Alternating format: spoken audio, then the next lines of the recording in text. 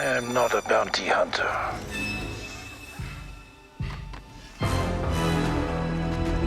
I've heard otherwise.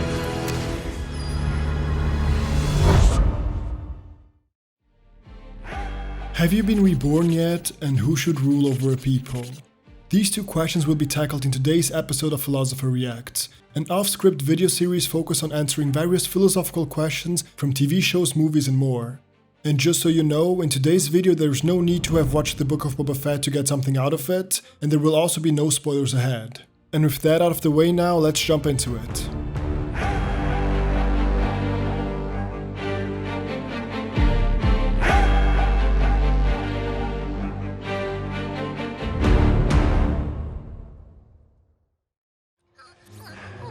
Do you know who I am?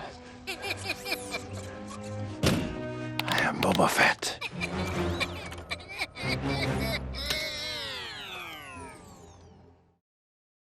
So, the Book of Boba Fett takes place sometime after the fall of the Empire and after Boba Fett's apparent death in Return of the Jedi. And I say apparent because clearly somehow he survived.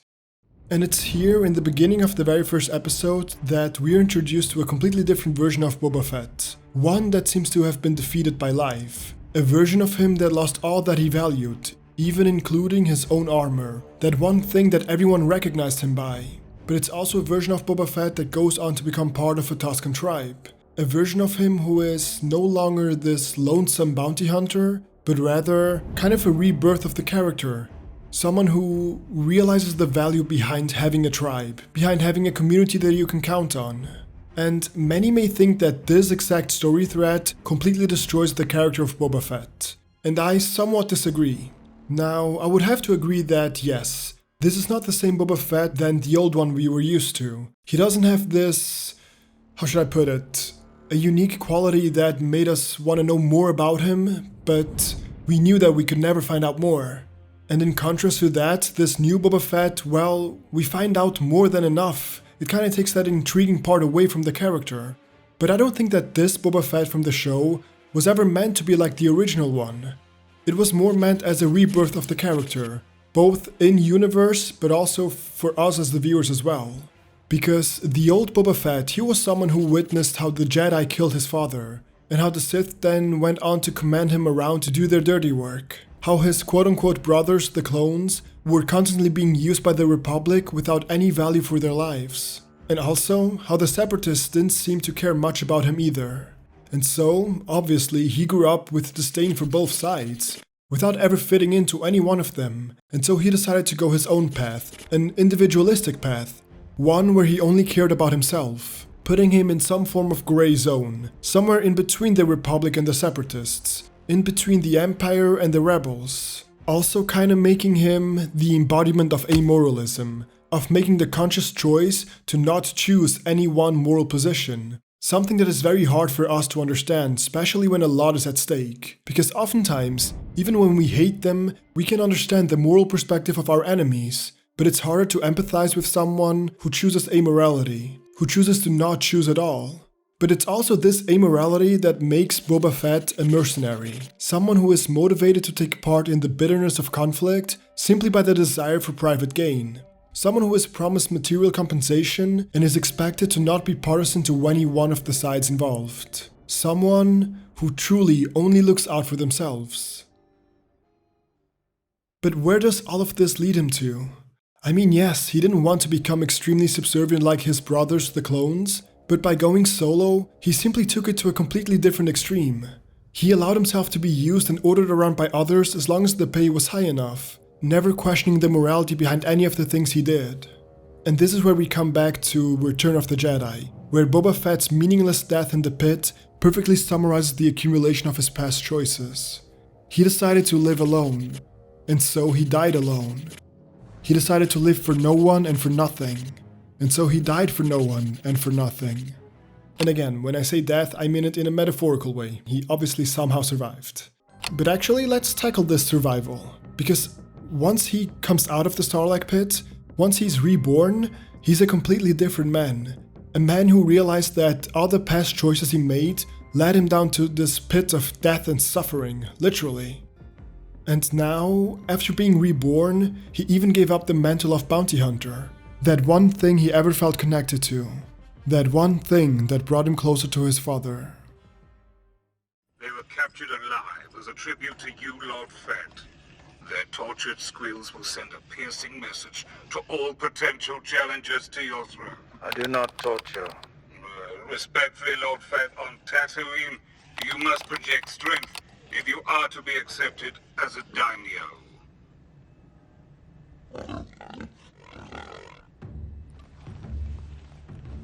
You were loyal to both your bosses. Would you be loyal to me if I were to spare you? A new Boba Fett was born here. One that finally realizes the importance of a tribe, of a community you can count on. Something we see beautifully manifest itself with the Tusken Raiders, but also later on in Mos Espa as well. It's here, after everything he went through, that Boba Fett realized that he was given a second chance to be reborn. Which kinda brings me to a quote by Confucius. We have two lives, and the second begins when we realize we only have one.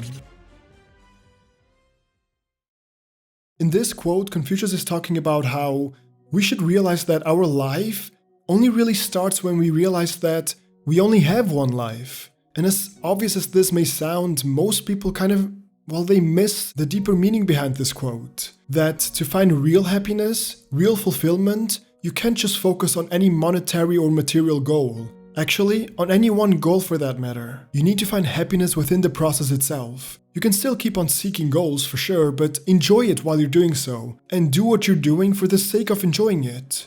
Which is basically the opposite of what Boba Fett was doing.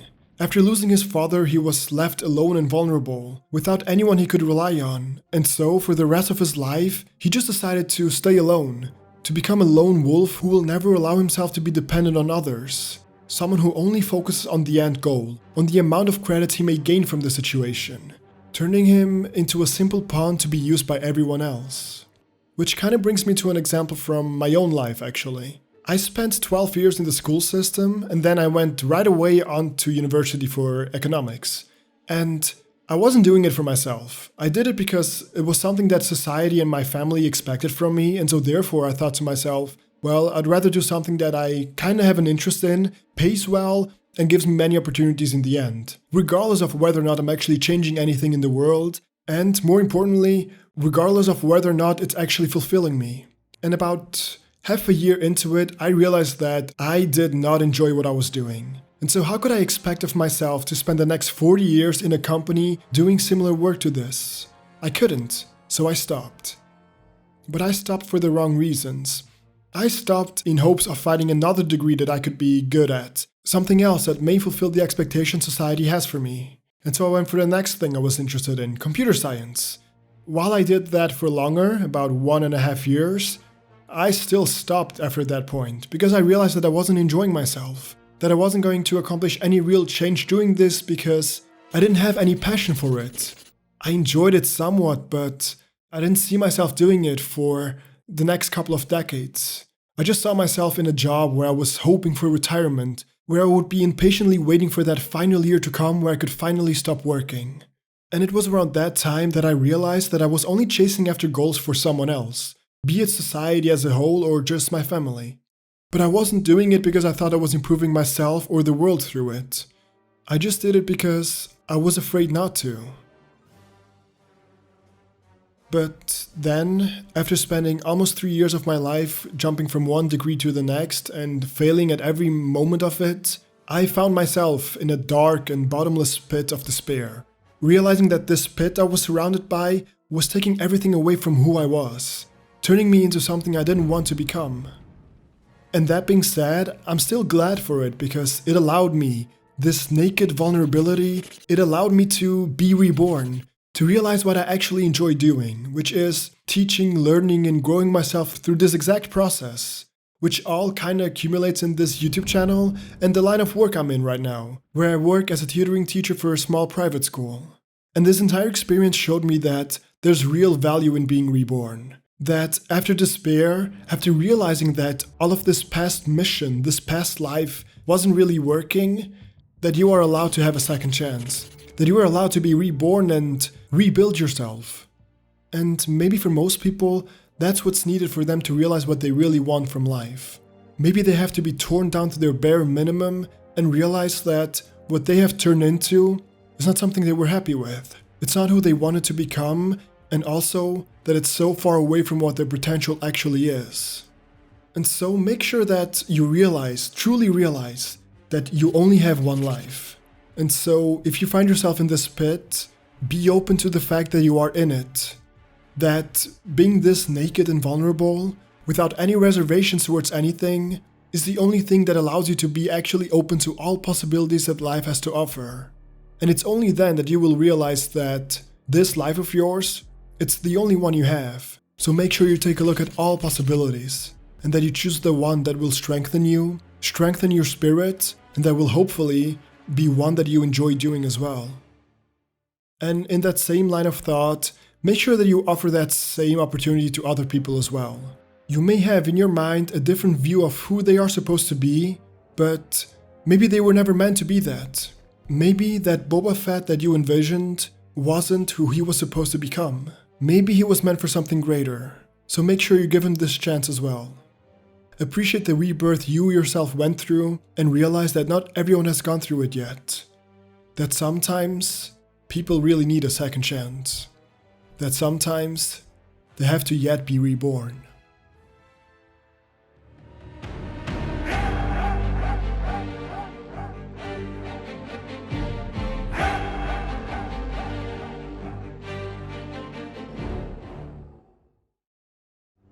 I should still show my face in town. You sure that's a good idea? War could break out any day. Power hates a vacuum. And this last scene kind of brings us to the main question I think the show presents. And that is the question of who should be allowed to rule over a people? And then the first question I ask myself is, why should rule be needed in the first place? I could go very deep into this, but to keep it short, there is one simple answer to it. And that's because we humans, we are communal beings. Something that Boba had to learn as well. I mean, he is a clone, so he never grew up with a tribe or a community. The only one he ever had was his father, and so after his death, he really only had bounty hunting as a way to belong to something, as a way to belong to anything at all, as a way to be somewhat connected to his own father as well. It's only after being reborn with the Tusken Raiders that he finds the first community he becomes a part of, where he finally realizes the importance of it as well, to the point where he actually says, Living with the Tuskens has made you soft. No. It's made me strong. You can only get so far without a tribe. And so, as Boba Fett himself realized, we humans, we inherently seek community. And if that's the case, then you will inevitably end up with a place where many people live together. And because of it, many problems, issues, and other things to take care of will arise. And the natural instinct is to look for a leader who can deal with these issues. But what type of leader can even do such a thing? Would any leader at all even be necessary? And all of these are questions that Boba himself subconsciously asks himself throughout the show. And of course he would. Given Boba Fett's bounty hunting upbringing, it only makes sense that he has a different view of authority. That he always questioned, given that he was on no one's side, all types of authority. That he now, where he finds himself in such a position, would like to do it in a different way. In hopefully the right way. As he puts it, Jabba rarely left his chambers. Jabba ruled with fear. I intend to rule with respect. And I think this is a good place to talk about Aristotle's book on politics. A work of political philosophy written by Aristotle himself. A book that goes in depth into various political topics and tries to answer many questions like what types of government systems are good, which ones are bad, and what even is the role of government in the first place. And to try and answer the previously posed question, let's first consider a certain claim to rule that both Aristotle and Boba Fett seem to allude to. And that's that those who are most virtuous have the strongest claim of all to rule. Aristotle came to this belief because he fundamentally thought that one of the main tasks of government is to develop virtue within the citizens, and so, logically, therefore, those who have the most virtue are the ones who are most fit to rule. And Aristotle's and Boba's approach are not quite the same, because Boba takes a little bit of a different approach.